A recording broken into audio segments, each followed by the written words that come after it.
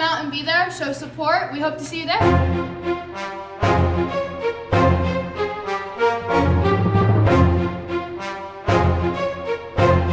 Good morning, Pequot Valley. I'm Hope Fisher, and today in National News, I'll be covering the story about the school shooting that occurred in Parkland, Florida on Wednesday. A former student who was expelled came back to Marjorie Stoneman Douglas High School and pulled the fire alarm. The former student then killed 17 people using an AR-15. The suspect is now in custody and will be charged with 17 counts of murder. Among the 17 killed was Stoneman Douglas security guard and football coach Aaron Feast. He was seen shielding students from gunfire in an attempt to save their lives. The other victims are still being identified, and President Trump stated that his prayers and condolences are with their families. Now to Frank with International News. Hi, I'm Frank with International News. This week, a man in Peru was captured on Monday after escaping prison over a year ago. Alexander Delgado had been serving a 16-year sentence for child sexual abuse and robbery. But last January, his brother Giancarlo came to visit Delgado.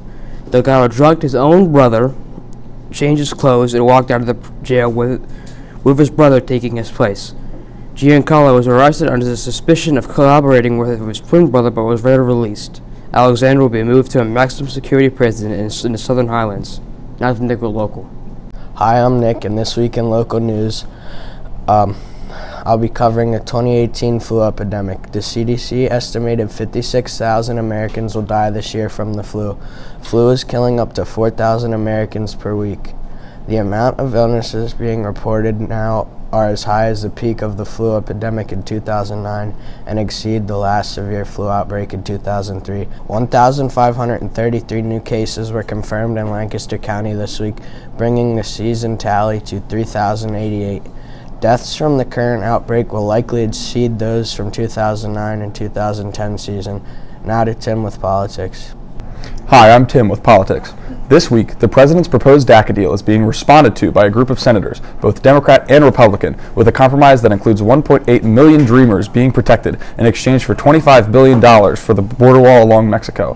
However, many elements of the deal are in discord with what the president wants, including some family members of Dreamers being eligible for citizenship and the diversity visa lottery remaining untouched. There is still a lot of ambiguity in regards to it, with the only thing being certain is that both sides will need to compromise. Now to Luke with Business. Hi, my name is Luke, and this week in business we will be talking about Amazon.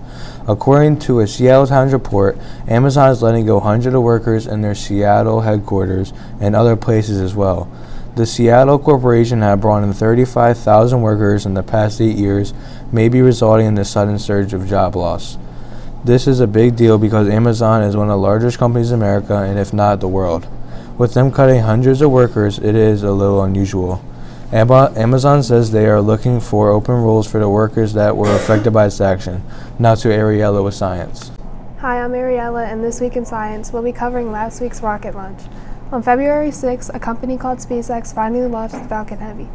Inside of the Falcon Heavy was Elon Musk's Tesla car with a spacesuit mannequin in the driver's seat. The Tesla is on a path towards orbiting the sun. NASA's Jet Propulsion Laboratory has concluded that the farthest it would go from the sun is about 250 million kilometers, or about as far as Mars.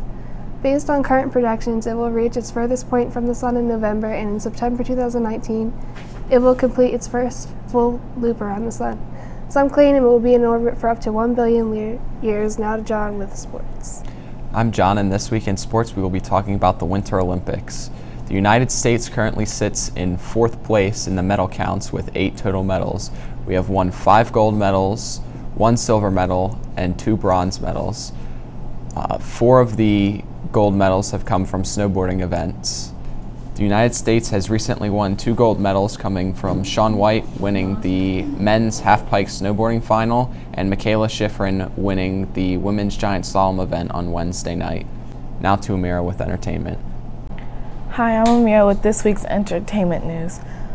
The new animated movie Peter Rabbit is being boycotted because of food allergy bullying.